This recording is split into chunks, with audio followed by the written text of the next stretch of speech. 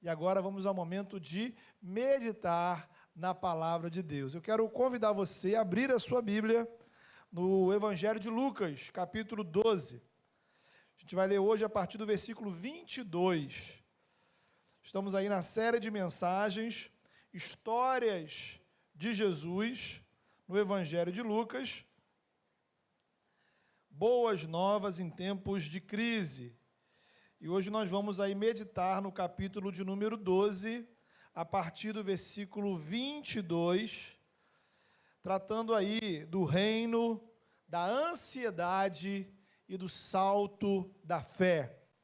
Vamos orar, feche seus olhos, coloque a sua vida diante do Senhor. Pai amado, muito obrigado, porque o Senhor é um Deus de providência, Senhor.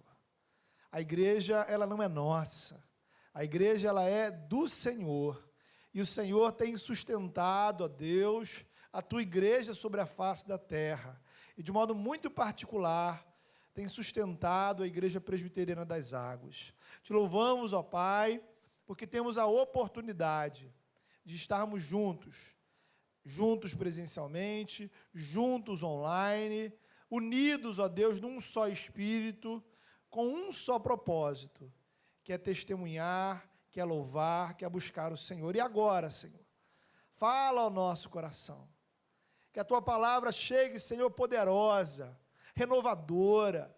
Deus, que a Tua palavra venha, Senhor, de fato, trazendo alegria onde há tristeza, trazendo, Senhor, mudança, Senhor, onde há estagnação, trazendo, ó Pai, fé onde há incredulidade, trazendo, Senhor, esperança onde há desespero, trazendo, Senhor, reconciliação onde há mágoa, trazendo, Senhor, perdão onde, ó Pai, há sentimentos, ó Deus, de ressentimentos. Senhor, em nome de Jesus, trazendo, ó Pai, edificação, fortalecimento, conversão, cura, Senhor, porque a Tua palavra, Senhor, ela é do Senhor e ela é poderosa. Em nome do Teu Filho Jesus nós oramos. Amém, amém.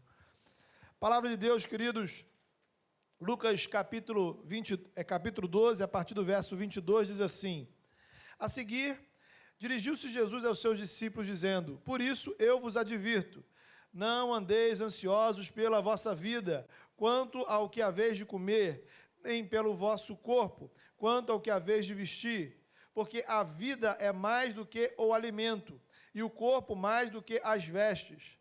Observai os corvos, os quais não semeiam, nem ceifam, não têm despensa nem celeiros, todavia Deus os sustenta. Quanto mais valeis do que as aves? Qual de vós, por ansioso que esteja, pode acrescentar um côvado ao curso da sua vida?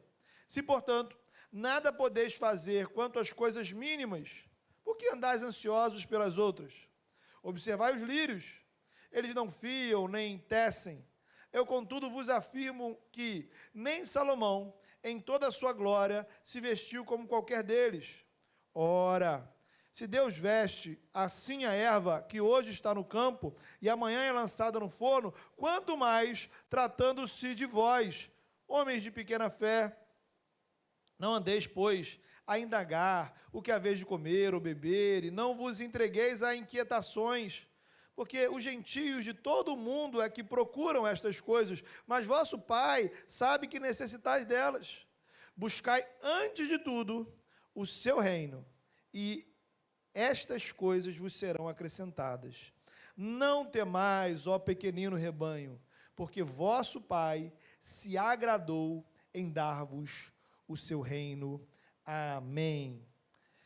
Queridos, ano passado, a Organização Mundial de Saúde, ela considerou que o Brasil atravessava uma epidemia de ansiedade.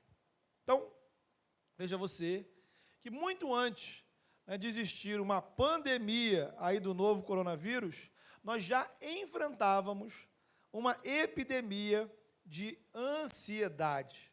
E realmente não é muito difícil a gente constatar essa realidade. Basta a gente abrir uma roda para conversar sobre o assunto e as pessoas logo se apresentam: olha, eu sou ansioso, eu sou ansiosa. E aí, você se considera uma pessoa ansiosa, muito ansioso? Você que está em casa aí, pergunta aí para o pessoal do sofá. Ansiedade é um problema na sua vida, é um problema na sua casa, é um problema na sua família? Você é alguém tranquilão, pouco ansioso, relaxado, de boa? Como é que é você aí? E essa situação aí de pandemia, mexeu com a sua ansiedade? Muita gente acabou sendo afetado por essa situação, não é verdade? Então, a ansiedade ela é um tema altamente complexo. Existem questões psicológicas, biológicas, bioquímicas e até espirituais envolvidas. É bastante claro que todo ser humano, por mais normal e saudável que seja, vai possuir algum nível de ansiedade. Então, você não está doente só porque, em momentos específicos, você se sente ansioso. O problema é o tamanho dessa ansiedade e os efeitos dela em sua vida. Realmente, em alguns casos, nós necessitamos de acompanhamento psicológico, eventualmente até mesmo de remédios. E na medida que os cristãos, eles não são alienígenas, né? Eles são habitantes desse planeta, eles sofrem com a ansiedade, assim como qualquer outra doença, né? Crente fica gripado, tem hipertensão, diabetes, problema cardíaco, enfim. Toda e qualquer doença que qualquer ser humano tem, o cristão também tem. Da mesma forma, a presença ou a ausência dessas enfermidades não possui nenhum valor espiritual em si, ou seja, a igreja não vai disciplinar um crente, pelo menos não deveria, né? Porque a pessoa está, sei lá, com pedra nos rins. Tampouco tem qualquer sentido eu afirmar que você está em pecado, por exemplo, se você pegou o Covid-19. Assim, antes de mais nada, em primeiro lugar, precisamos estabelecer que você não está em pecado porque você sofre com ansiedade. Eu mesmo seria hipócrita se dissesse que, por ser pastor, em nenhum momento eu não tenho nenhum tipo de ansiedade. Vale ressaltar, nessa questão, que a ansiedade ela pode chegar em níveis que precisa ser tratada como uma enfermidade, assim como a depressão, e, da mesma forma, precisa de cuidados médicos, e não existe juízo espiritual nisso. Ou seja, se o médico receita para mim um ansiolítico, isso necessariamente nada tem a ver com a ausência ou presença de fé. Por outro lado, e é onde a gente quer caminhar, a ansiedade ela é um assunto universal. Afeta todas as pessoas, em todos os lugares, em qualquer idade. E a ansiedade também é um tema bíblico. Ela aparece na palavra de Deus.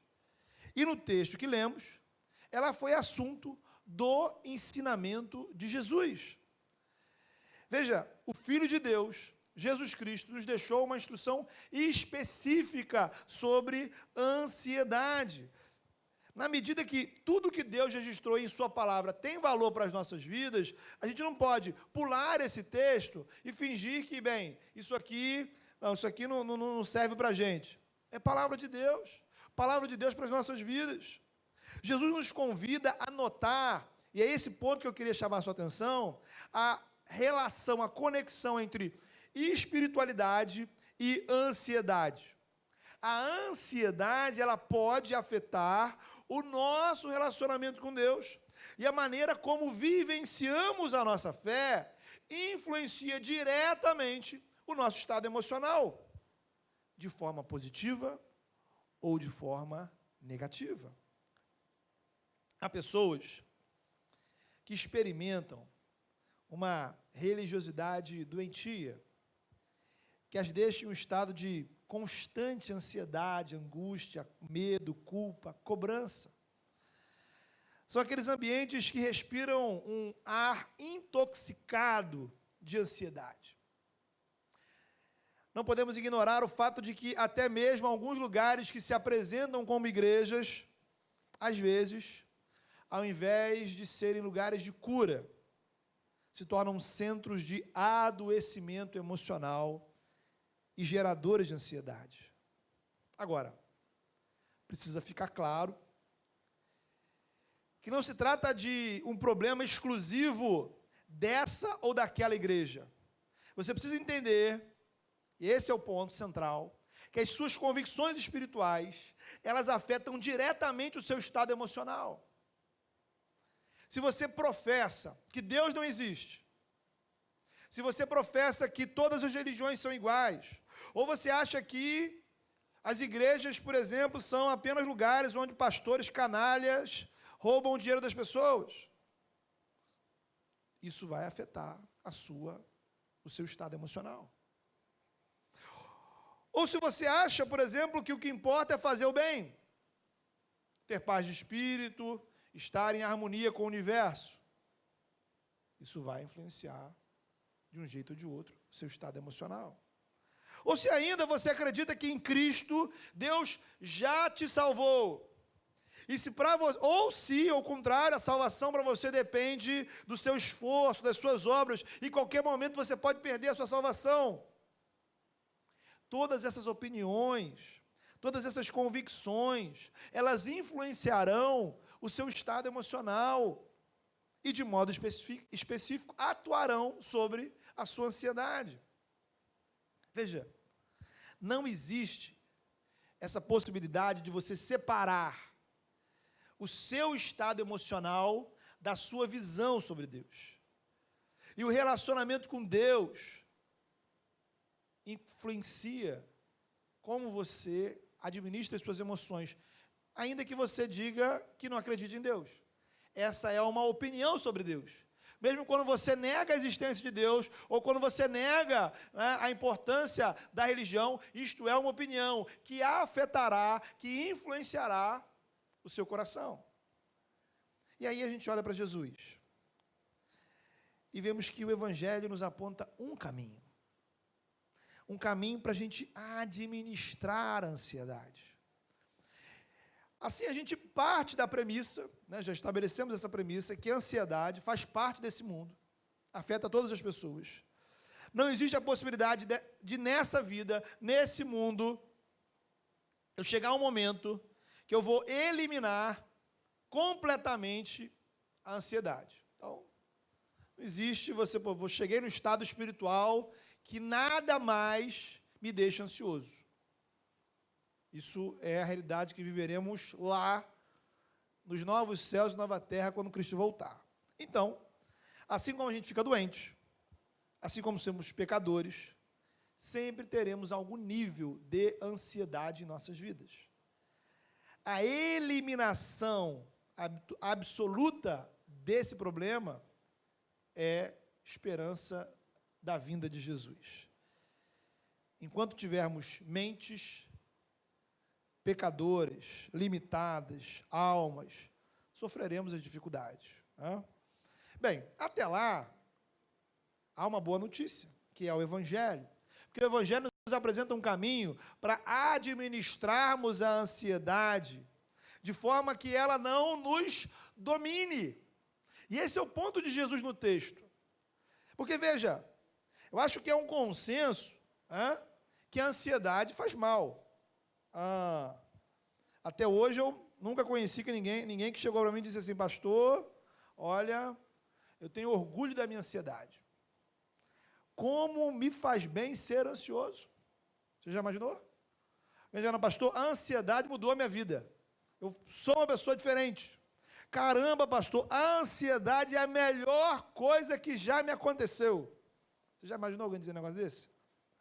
Testemunho, né? A pessoa vem na igreja e diz: irmãos, eu estou aqui para incentivarem vocês a serem mais ansiosos. Estou muito calmo, muito tranquilo, está tudo errado. Vocês precisam de mais ansiedade na vida de vocês. Sem ansiedade não há vitória. Seria um negócio meio surreal. Então, a ansiedade não é legal, né? Não é legal. É por isso que Jesus começa o discurso dele aí no versículo 22, dizendo: não andeis ansiosos. Tá? Então, já de cara é a opinião de Jesus, é a visão de Jesus. Não andeis ansiosos. Então não é uma coisa que eu deva buscar ter na minha vida, é uma coisa que eu preciso tirar da minha vida, trabalhar para tirá-la da minha vida. Jesus não diz assim, olha, vocês devem se acostumar com a ansiedade. Fiquem de boa, tranquilo, olha, isso aí é assim mesmo, de forma alguma. Jesus não falou, ó, todo mundo é assim, não tem jeito, se acostumem, sigam em frente, se aceitem como são. E aí, quero abrir aqui um parênteses grande, né? Porque Deus nos moveu nessa direção. Porque, como dizia muito tempo atrás, né? Muita calma nessa hora. Né?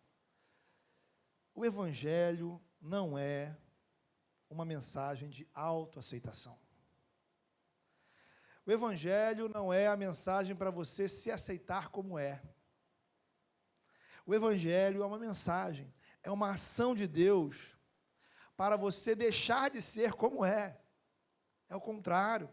É uma mensagem de transformação. Esse discurso que diz assim, olha, o lance, o importante é você se aceitar. É bonito, é legal, mas ele torce o Evangelho bíblico. O Evangelho revelado na Escritura me oferece duas perspectivas que você precisa prestar muita atenção. Uma perspectiva sobre o outro e uma perspectiva sobre mim mesmo. Quando eu olho para o outro, assim como estou olhando para os irmãos aqui, é meu dever amá-lo do jeito que ele é. Amar o próximo como a mim mesmo. Não importa quem seja o próximo. A mudança do outro não pode ser uma condição para eu amá-lo. Isso não significa, veja bem, que eu deva concordar com tudo que o outro faz. Concordância também não pode ser uma condição para o amor. Imagine se a gente aplicasse isso às nossas discussões políticas, né? Muita confusão aí seria resolvida.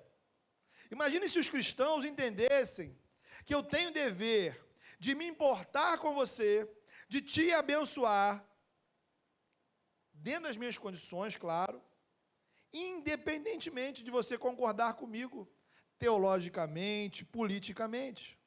Assim sendo, a perspectiva do outro, a minha perspectiva do outro, não é de pura aceitação. É mais do que aceitação e é diferente de aceitação. É amar em Cristo. O meu dever é te amar em Cristo, sem necessariamente concordar com você.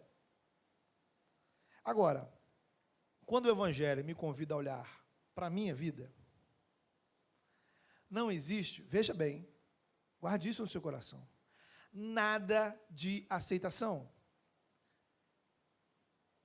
Quando o Espírito Santo me faz olhar para a minha vida, não há nada em mim que não precise ser mudado ou transformado.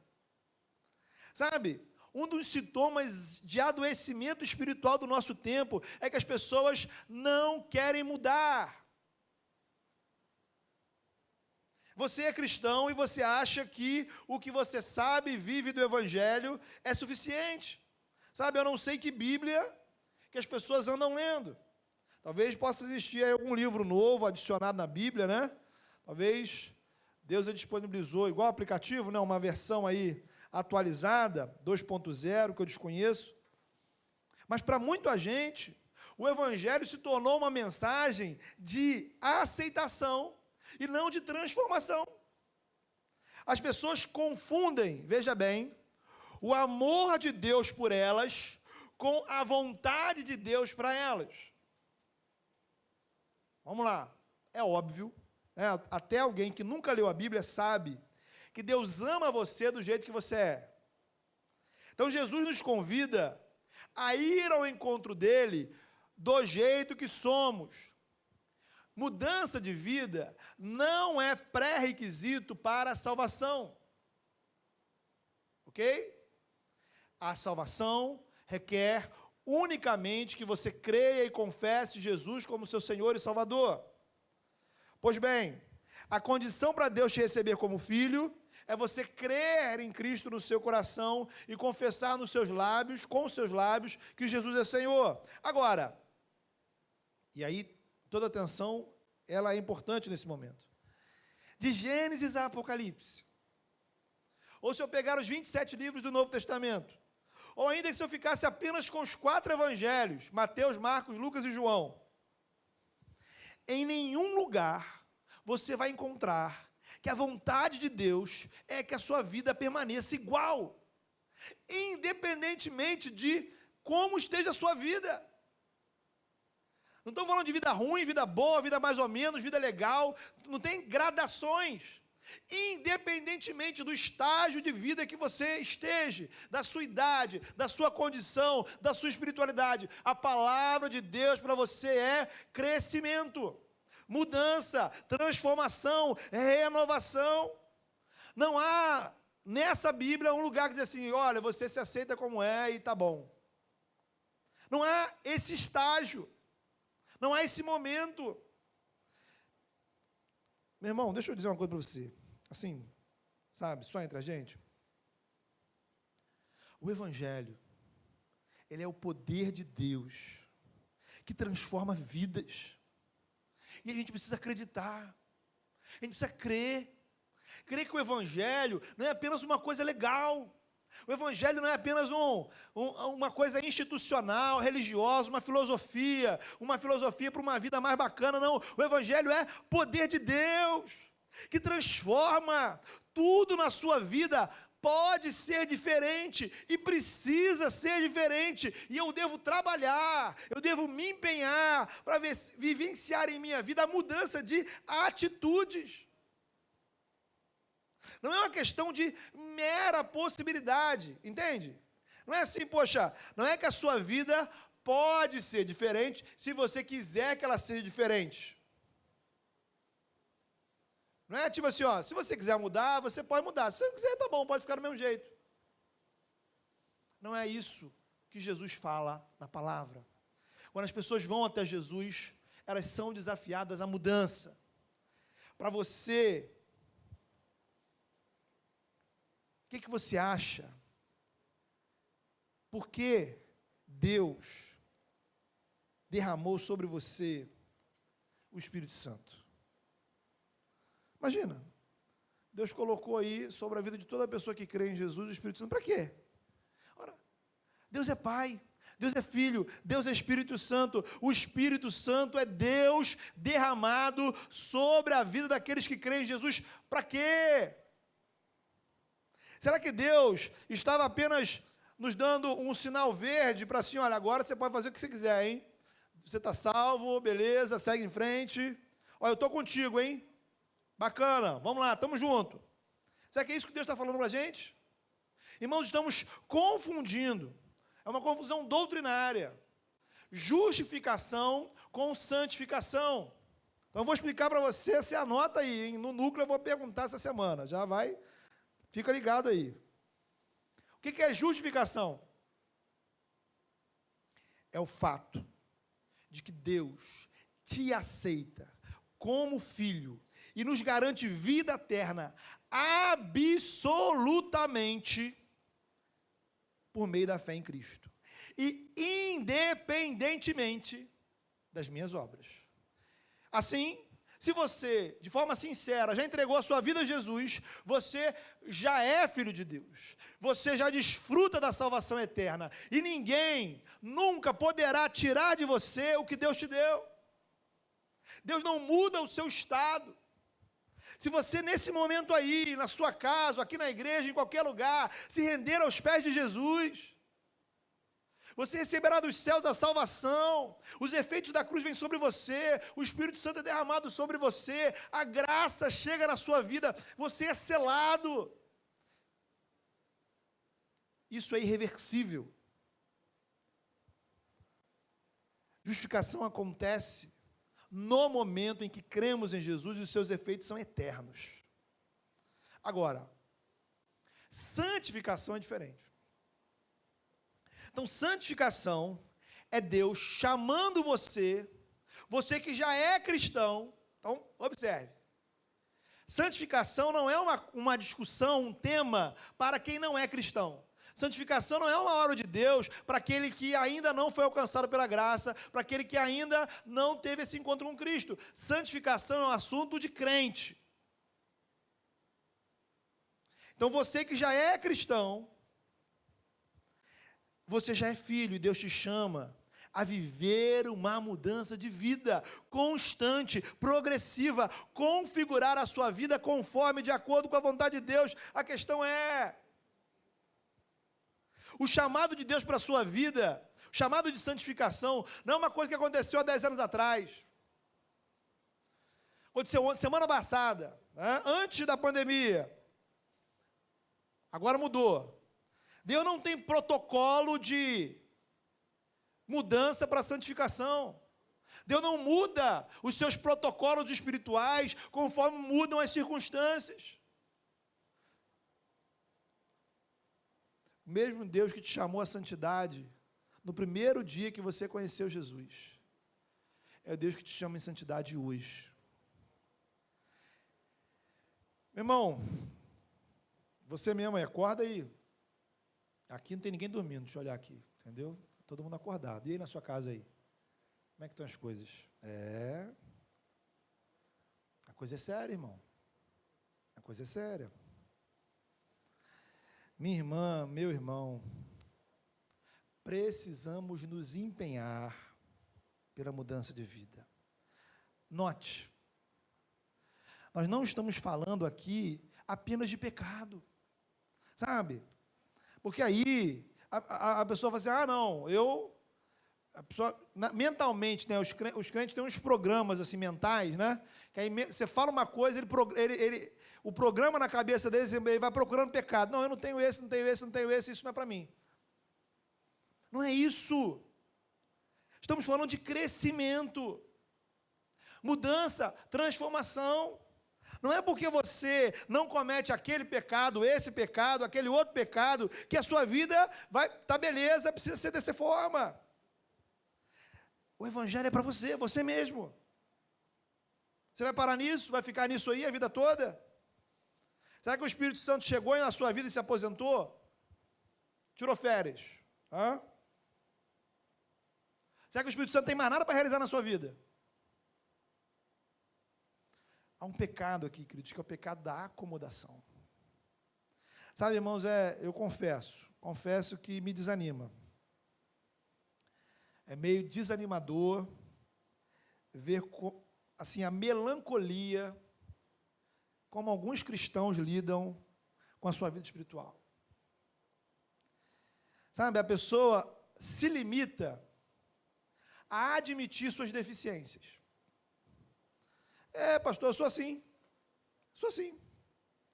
Sei que estou errado, mas fazer o quê, né? Sabe como é que é? Aí a gente começa a apresentar um monte de justificativas. Meu irmão, está tudo errado. Está tudo errado. Sabe, no atletismo, né, tem uma modalidade que é o salto em altura. O atleta, ele chega ali e coloca aquele sarrafo, né? Ele vai saltando sobre ele. Então, como é que é a dinâmica ali? O atleta, ele começa colocando a altura do sarrafo de uma forma que seja confortável para ele.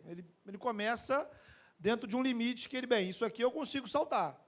Ele treinou, está capaz, isso aqui, beleza. À medida que ele vai saltando ali, ele pode ir subindo a altura do sarrafo, para poder alcançar novas marcas.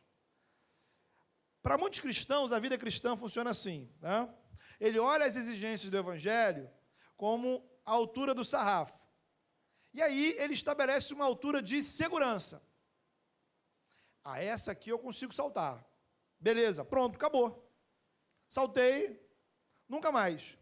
O sarrafo dele vai continuar a vida toda naquela altura. A vida cristã dele se limita a isso. Agora, deixa eu dizer uma coisa. Importantíssima. Não cabe a você estabelecer a altura do sarrafo do Evangelho na sua vida.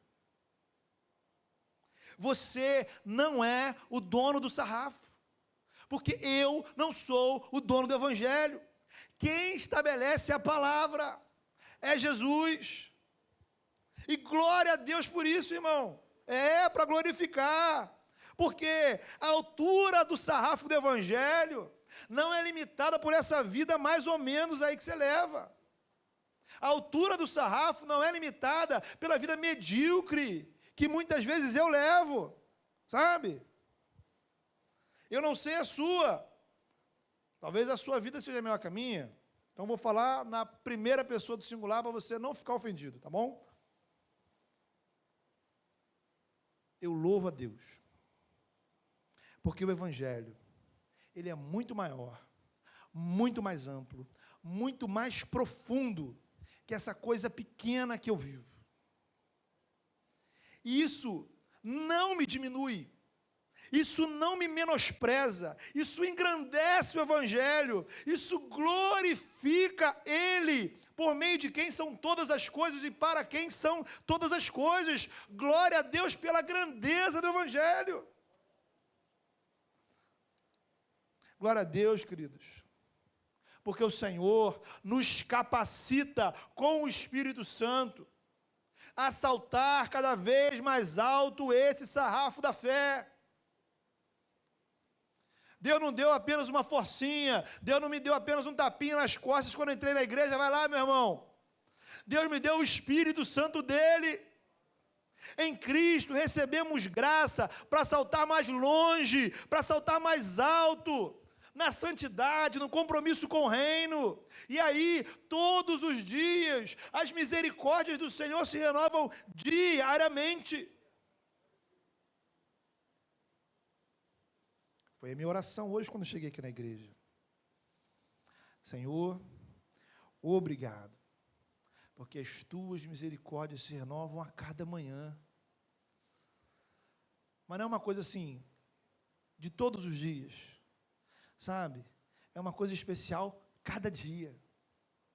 Quer dizer que hoje, neste domingo, dia 5 de julho de 2020, existem misericórdias do Senhor se renovando sobre a sua vida, sobre a sua história hoje. Todos os dias o Senhor nos dá condição de nos fortalecer em oração, pela palavra, através da igreja, na comunhão com os irmãos. E aí você tem condições de saltar o sal da fé. Você vai cair, eu vou cair.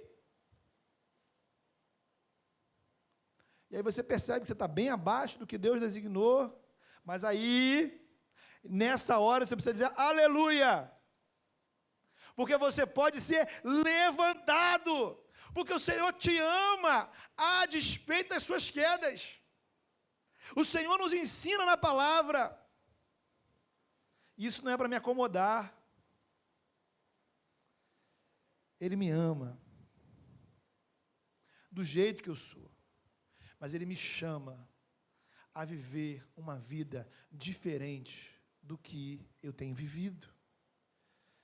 O Senhor continua nos capacitando, disponibilizando os meios de graça para você renovar, para você levantar. Bem, e o que isso tem a ver com santidade, com ansiedade, né? Muita coisa. Porque na medida que isso nos faz mal, foi a premissa que a gente estabeleceu lá no início. Na medida que faz parte do ensino de Jesus na palavra, que a gente não pode simplesmente se acomodar com isso e dizer assim, poxa, eu sou uma pessoa ansiosa, aí, ponto final. Você precisa trocar o ponto final pela vírgula. Vamos fazer uma operação linguística aí na sua vida. Aí você vai dizer assim, eu sou ansioso. Vírgula. Eu reconheço que ela me faz mal. Vírgula. E eu estou buscando em Cristo, formas de melhor administrar essa situação. Vírgula, com a expectativa de que não seja a ansiedade que me controle, mas o evangelho que controla a minha vida. Aí você bota o ponto final. Jesus aqui nos oferece alguns princípios que podem nos ajudar, eu queria passar, assim, rapidamente por eles. Primeiro, Jesus diz que Deus conhece as nossas necessidades. Então ele vai recorrer a exemplos da natureza, da mesma forma que Deus sabe o que os pássaros precisam, do que as plantas precisam, Ele sabe do que você precisa, sabe? Você está na sua cabeça aí, nos problemas que você tem essa semana para resolver, o Senhor sabe. Deus Todo-Poderoso, Eterno, Ele sabe do que se passa no seu coração, do que você precisa. Na verdade, a gente pode dizer que Deus conhece mais do que você precisa do que você mesmo. Ele conhece as nossas reais necessidades. Mas Jesus vai além. Porque não se trata apenas de saber. Deus sabe o que precisamos. E o texto diz que Ele se importa com a gente, né? Eu sei que isso pode soar estranho para alguns, né? Mas a Bíblia diz isso. Nessa versão aqui, né? Não sei se tem outra. Que Deus se importa mais com os seres humanos do que com o restante da criação. Então, a sua dor, a sua angústia, o seu problema importam para Deus. Jesus nos aponta aqui dois problemas diretamente relacionados à ansiedade. Primeiro, a preocupação excessiva, ela é improdutiva, né? Isto é, não existe nenhuma conexão direta entre a quantidade de ansiedade na minha vida e a solução dos meus problemas. Eu posso ter uma úlcera por conta da ansiedade e os meus problemas continuarem iguais. Do outro lado, e talvez isso que Jesus queira apontar, a grande questão do texto é quando as preocupações tomam conta do nosso coração. Então, assim, veja, na raiz da ansiedade, não está a ansiedade, né? Está um problema. Compreende? Então, assim, a ansiedade é uma ponte entre alguma coisa na sua vida. Então, digamos que você, por exemplo, está ansioso com uma tarefa que você precisa fazer, uma conta que você precisa fazer, uma prova que você precisa fazer. Então, o problema é o efeito desse trabalho no seu coração, a sua preocupação com ele, com a conta, com a prova. Então, a ansiedade é esse link entre o problema e o seu coração. Então, Jesus te chama a atenção para o problema, sabe? Sai daqui, pula a ansiedade, vai lá no problema. E aí, o desafio é que as preocupações não podem tomar conta da nossa mente. Elas não podem nos controlar. Nós devemos relativizar a importância destas coisas. Porque aí, na medida que a gente relativiza a importância disso, ainda que seja uma coisa importante, mas ela é relativamente menor do que quem? Do que o Senhor. Na verdade, ela é absolutamente menor e menos importante do que Deus. E isso contrapõe a questão de buscar o reino, que é onde Jesus quer chegar. Se eu vivo em função das minhas necessidades, eu nunca vou ter condições de buscar o reino. Porque eu sempre tenho uma nova necessidade para satisfazer, um novo problema para resolver. A ansiedade, muitas vezes, ela traz em oculto, ela esconde uma incredulidade. Eu não confio em Deus. Eu não dependo de Deus. Ou eu não consigo depender dEle. E aí, você vai se dedicar a suprir as suas necessidades, porque, bem, é você mesmo e você mesmo, você não conta com ninguém, nem com Deus. Então, o problema é quando a busca das necessidades nos impede de buscar o reino. Queridos, veja, Jesus fala, quando ele fala que os gentios de todo o mundo é que se preocupam com essas coisas, Jesus está tocando na religiosidade do mundo. O mundo nos oferece ídolos para satisfazer os seus desejos. Para quem acha, por exemplo, que a vida se limita a este mundo, então, se tudo se limita aqui, o que importa é eu usufruir o máximo possível das coisas desse mundo. Agora, se eu entendo que a minha existência aqui, ela não é o fim, Então as coisas desse mundo não são absolutas para a minha vida. Absoluto é o Evangelho. O caminho do Evangelho não é o da preguiça ou da irresponsabilidade, sabe? Jesus não nos convida a alguma coisa do tipo assim, olha, então larga de mão, você não precisa de tarefa, de compromisso, trabalho, nada disso. Não é isso. O chamado de Jesus é buscarmos o reino, o que significa se empenhar para viver a vida do Evangelho, saltar os saltos da fé, da santidade, da vida devocional, do compromisso com a igreja, da evangelização, da caridade, do testemunho. Não buscamos o reino, veja você, como quem quer encontrar algo perdido. Versículo 32 diz aí, na verdade o reino já nos foi dado. Buscar aqui é o mesmo verbo que Paulo utiliza lá em Colossenses, quando diz assim, olha, buscai as coisas lá do alto. Então, buscar as coisas lá do alto não é eu sair procurando onde estão as coisas lá do alto, significa eu voltar o meu coração para estas questões. Viver o relacionamento com Deus, trazer para a minha vida a agenda de Deus, como a gente aprendeu quando, algumas semanas atrás, estudamos e pregamos sobre a oração do Pai Nosso. É fazer que as preocupações do reino tomem conta do nosso coração. Bem, vamos orar, né? Vamos orar, quero te convidar a orar, a refletir nesse momento, a colocar a sua vida diante de Deus e pensar que naquelas preocupações que têm tomado conta do seu coração. Quais são as preocupações que têm dominado a sua vida?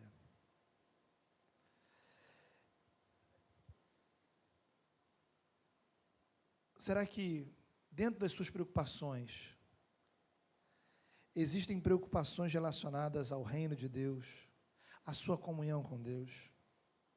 Em que altura você tem colocado o sarrafo do Evangelho na sua vida? Acho que é hora de dar uma levantada, não é verdade?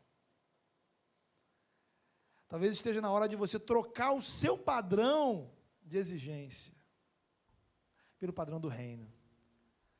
É possível até que o seu padrão de exigência seja alto, e a gente conhece pessoas que têm um padrão elevado de compromisso,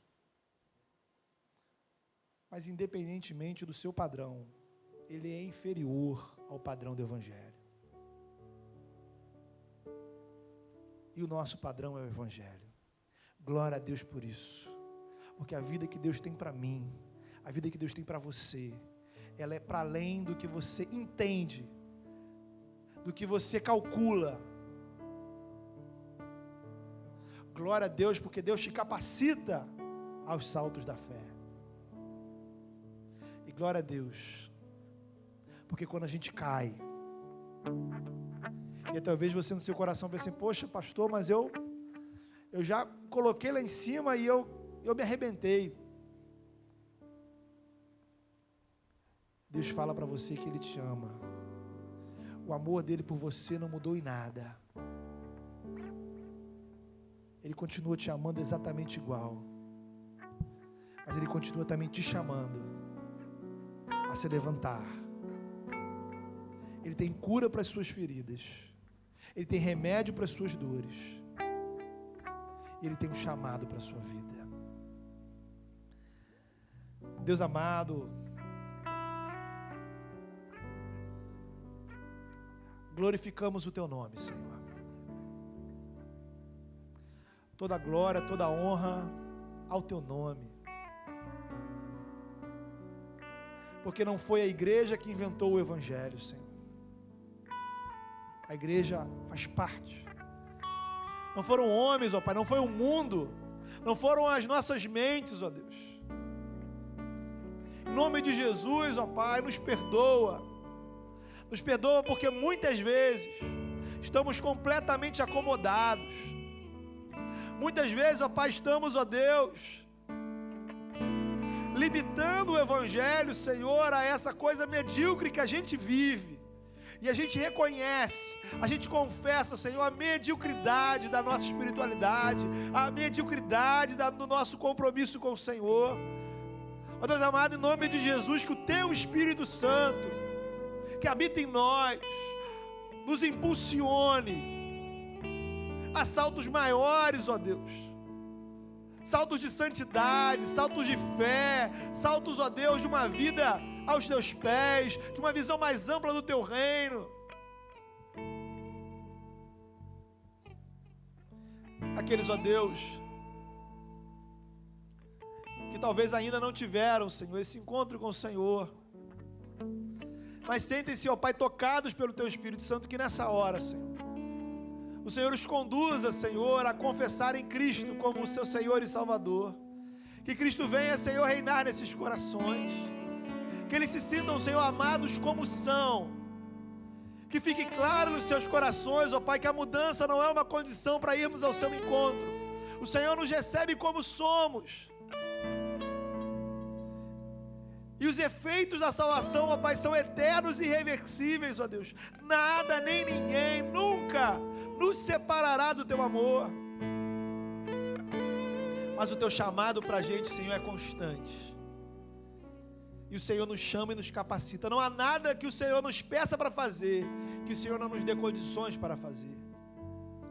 Que a Tua graça, Senhor, seja poderosa sobre as nossas vidas nessa manhã. Em nome do Teu Filho Jesus. Amém.